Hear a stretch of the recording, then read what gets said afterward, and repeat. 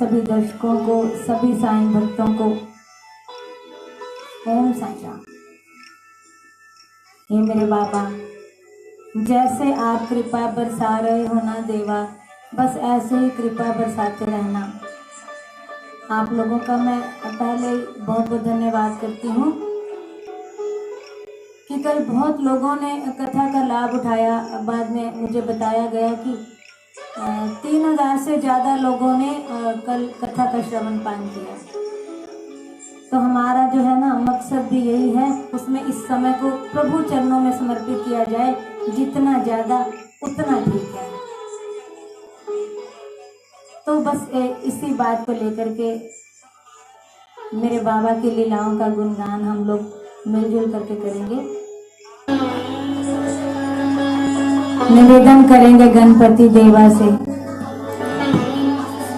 कि हे गणपति देवा,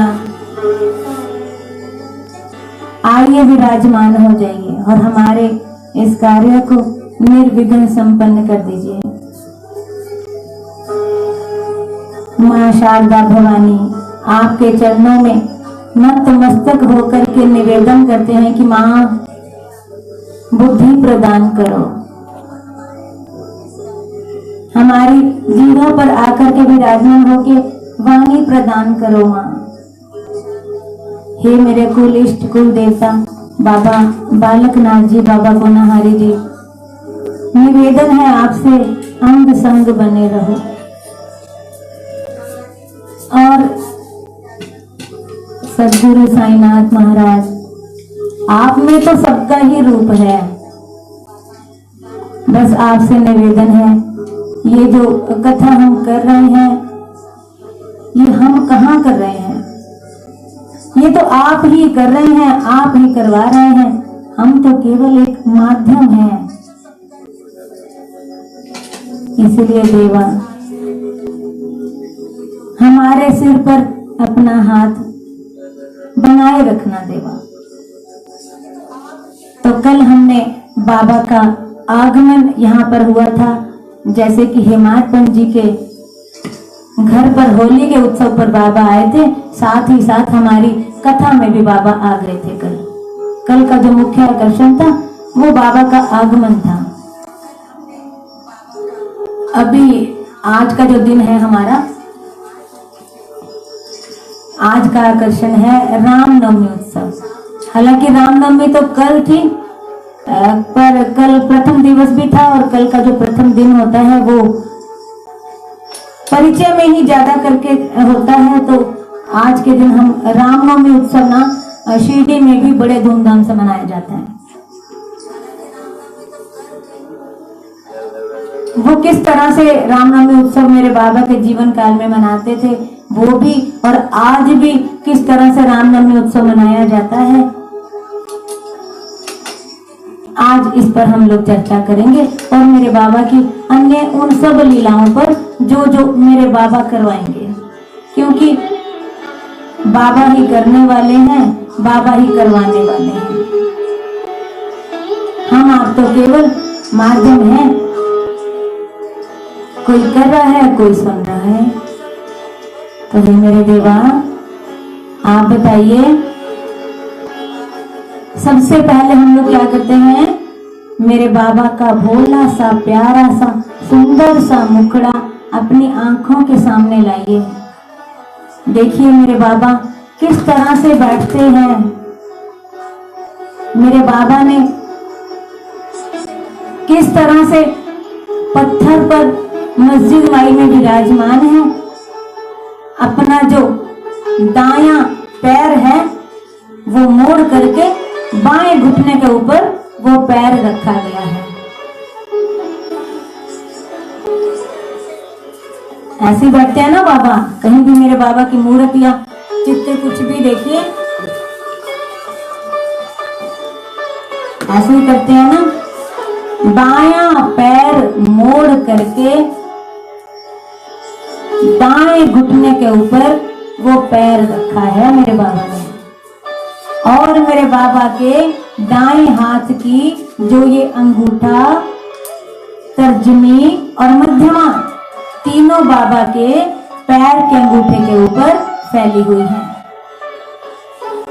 और मेरे बाबा ने ये भी कहा है, अगर मुझे प्राप्त करना चाहते हो तो मेरे इस पैर के अंगूठे को आंख बंद करके देखने की कोशिश करो।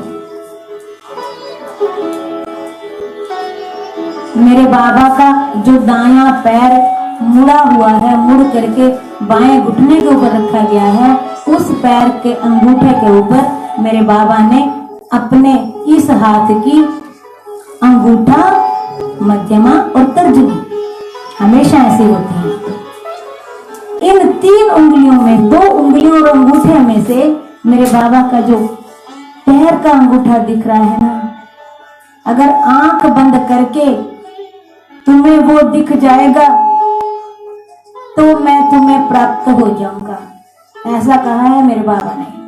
सुन, जिस समय आपको मेरा ये अंगूठा दिख जाएगा उस समय मैं तुम्हें प्राप्त हो जाऊंगा।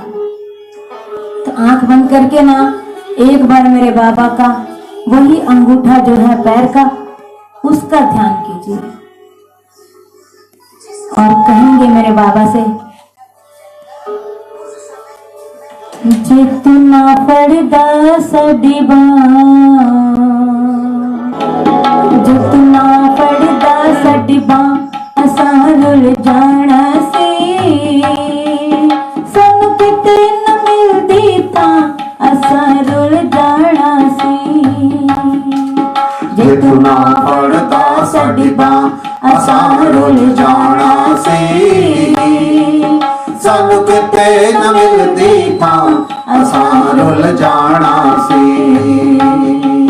जे तू ना फड़दा साडी बां, असां रुल जाना सी,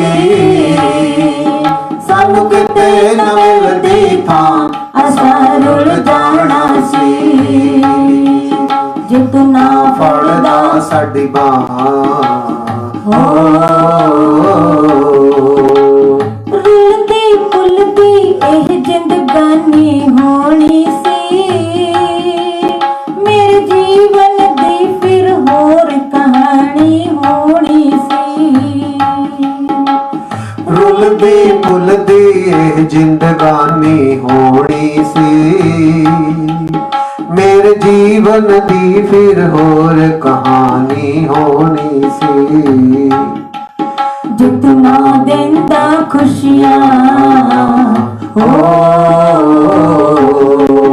जितना देंदा खुशियां असां रुल जाना सी, सानू किते न मिलदी तां असां रुल जाना सी।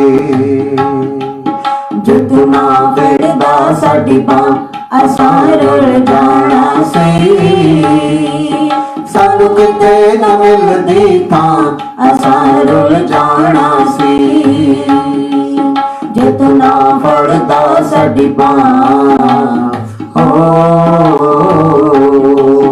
कई जन्म होए बर्बाद न रस्ता मिलिया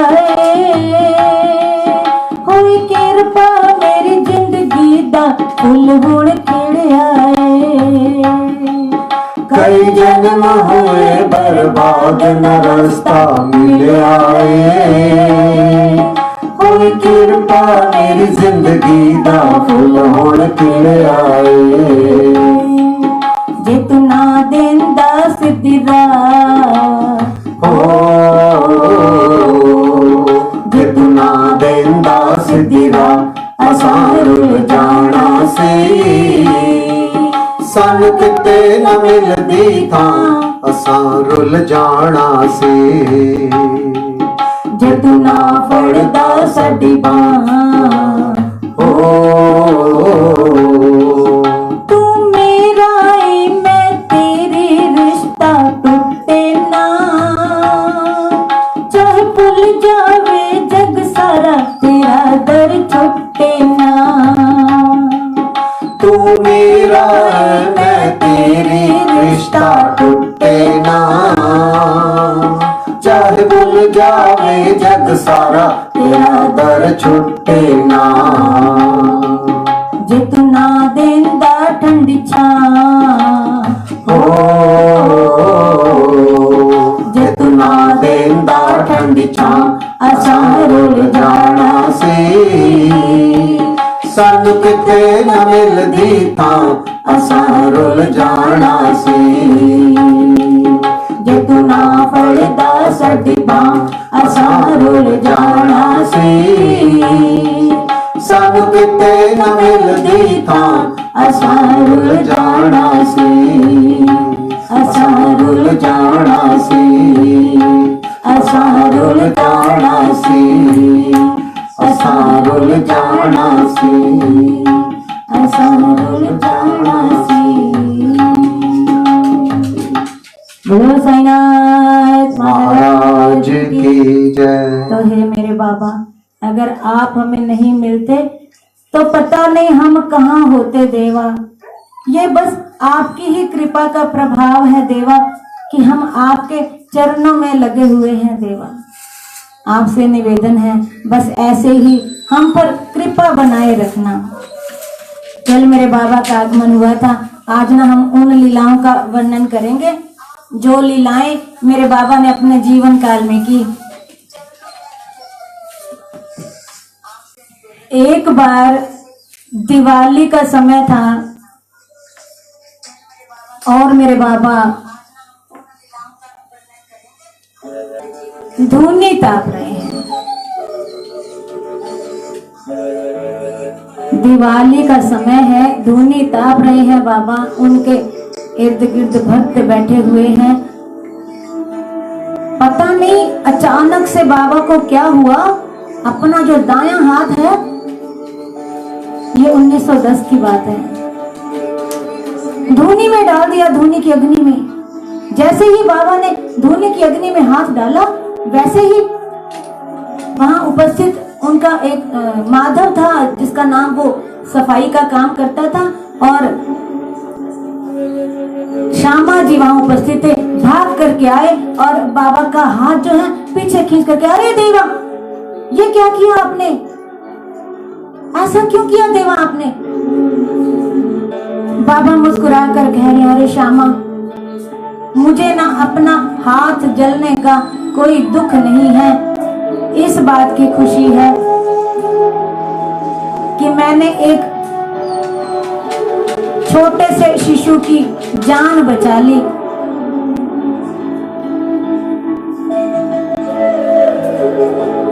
किसी को ये बात ना समझ में नहीं आती। थोड़े दिनों के बाद एक पति पत्नी बता रहे हैं बाबा कि यहाँ से कुछ दूरी पर एक लोहार अपना काम कर रहा है और साथ ही साथ उसकी पत्नी भी काम में व्यस्त है।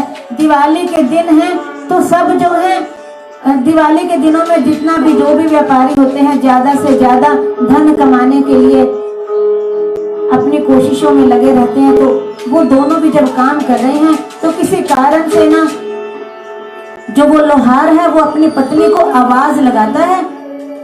उस पत्नी ने ना अपनी कमर में एक छोटे से नवजात शिशु को बांधा हुआ था। आप लोगों ने देखा होगा, आज भी ना कभी कभी देखने को मिल जाता है कि बहनें ना एक कपड़े में डाल करके बच्चे छोटे को ना कमर पर बांध लेती हैं, साथ साथ काम करती रहती हैं।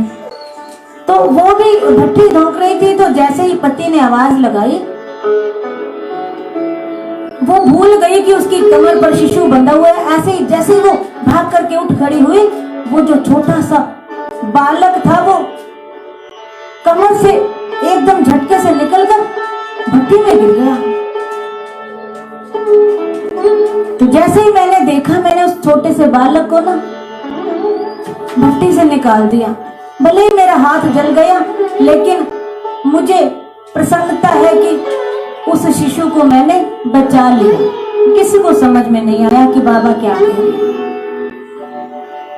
थोड़े समय के बाद ना वो पति पत्नी बाबा का धन्यवाद करने के लिए वहां उपस्थित होते हैं, नमस्कार करते हैं, धन्यवाद करते हैं कि देवा आपका नाम स्मरण किया था, हमारा बालक इस तरह से भट्टी में गिर गया था और इतना होने पर भी उस बालक के शरीर पर कोई जलने का चिन्ह नहीं, कोई दुख नहीं, कोई तकलीफ नहीं। जैसे ये बात वो सब भक्त सुनते हैं, उनकी आंखों से अश्रुधाराएं बहने लगती हैं। अरे देवा, कैसे देव हैं, अपने भक्तों के दुखों को अपने ऊपर ले लेते हो देवा। मेरे बाबा का हाथ जल गया।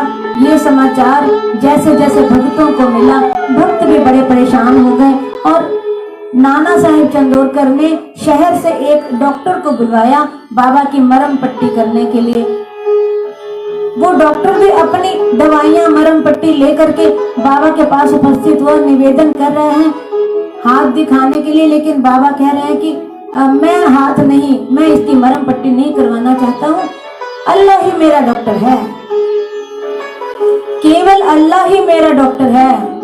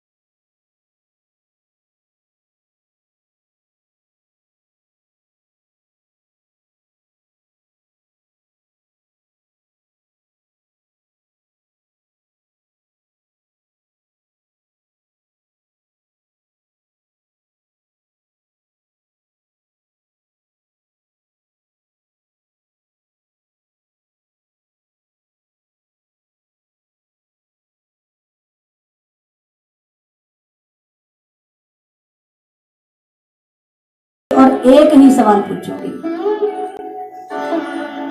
उसका जो उत्तर है आप लोग जो जो भक्त मुझे देगा वो सब नोट किया जाएगा और उसका फिर इनाम कैसे दिया जाएगा वो मैं आपको कल बताऊंगी, क्योंकि इनाम के तौर पर ना वो कल अनाउंस करूंगी मैं। हम लोग क्या करेंगे ना, जो जो भाई बहन उसका जवाब सही से देगा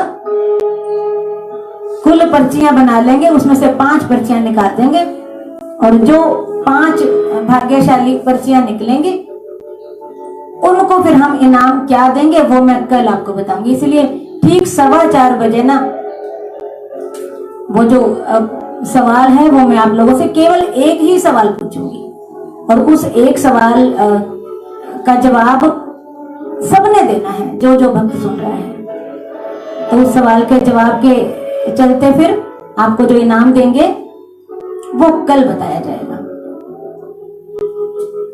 तो ऐसे दयालु, ऐसे कृपालु मेरे बाबा इतने विनयशील थे। एक बार ना शिरडी में मस्जिद माई में बैठे थे। आप लोग तो जानते हैं कि मेरे बाबा तो मस्जिद माई में ही ज्यादा करके विराजमान रहते थे।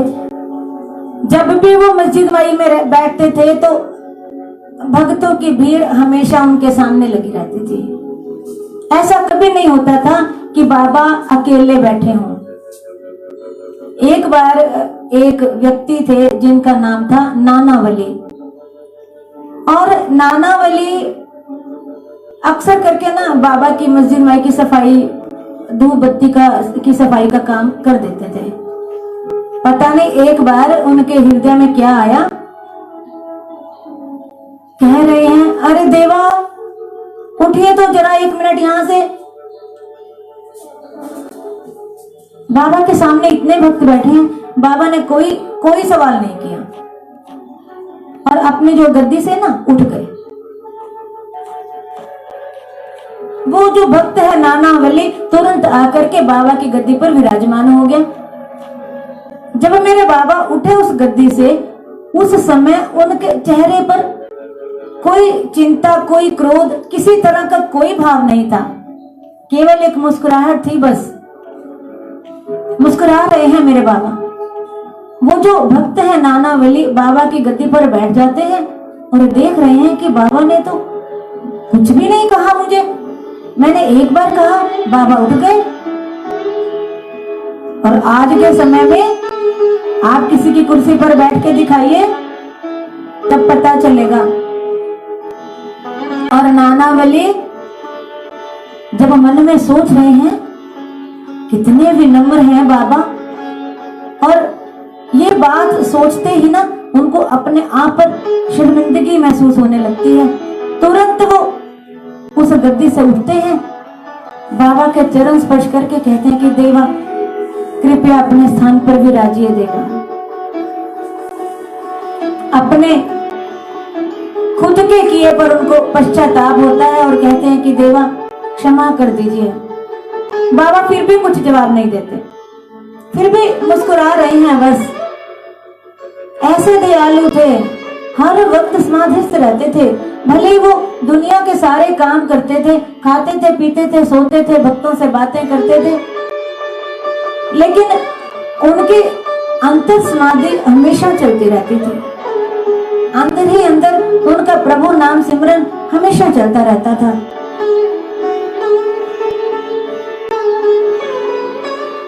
जानते हैं आप लोग, दिवाली के दिनों में हम लोग जो हैं दिए जलाते हैं। मेरे बाबा तो खुद फकीर के रूप में फकीर थे, भिक्षा मांग करके गुजारा करते थे। बहुत से भक्तों का ऐसा मानना है कि बाबा तो भिक्षा मांग करके गुजारा करते थे, बाबा फकीर थे, और बाबा फकीर थे तो हमारे लिए क्या करेंगे। ऐसी बहुत सी बातें बहुत भक्तों के हृदय में आ जाती हैं। बाबा भिक्षा मांगते थे, उसके कारण है। उसका एक कारण तो ये है कि हम जो बहनें हैं ना, जो घर के काम करती हैं, 5 तरह के काम करती हैं घर के कामों में, बर्तन मांजना, आटा गूंदना, चूल्हा सुलगाना, सफाई करना, लिपना पोतना, इन कामों में जाने अनजाने हम लोगों से अदृश्य जीवों का नाश हो जाता है, जो हमें पता नहीं चलता। और हमारे हाथों से जाने अनजाने ही पाप हो जाता है। हमें उन पापों से मुक्त करने के लिए हमारे हाथों से बाबा भिक्षा ग्रहण करते थे। रोज का उनका नियम था, 5 घरों से भिक्षा लेते थे। पहली भिक्षा बैजा माँ के घर से लेते थे, जिसको उन्होंने माँ कहा था। शिरडी में एक ही ऐसी सौभाग्यशाली महिला बैजा माँ, बैजा बाई, जिनको बाबा ने माँ कहा। उनका जो पुत्र तात्या, एक वो अकेला व्यक्ति था जो बाबा को मामा कहता था, बाकी सब उनको बाबा कहते थे। उस माँ में इतना प्रेम था बाबा के प्रति कि वो कभी भी बाबा को खिलाए बिना नहीं खाती थी।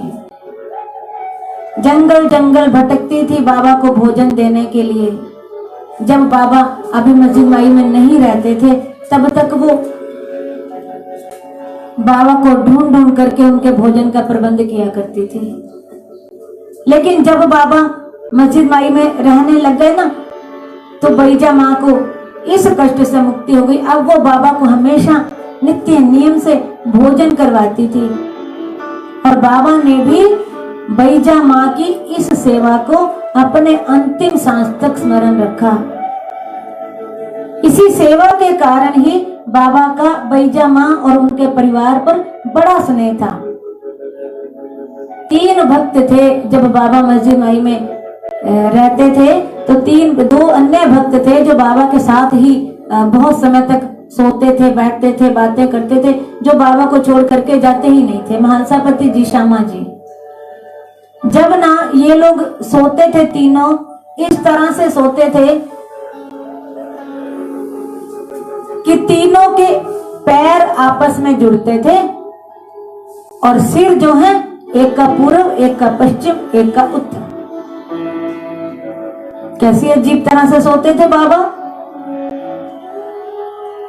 पैर जुड़ते थे और रात रात तक बातें किया करते थे। अगर उनमें से कोई एक भी सोने लगता तो दूसरा उसको हिला देता।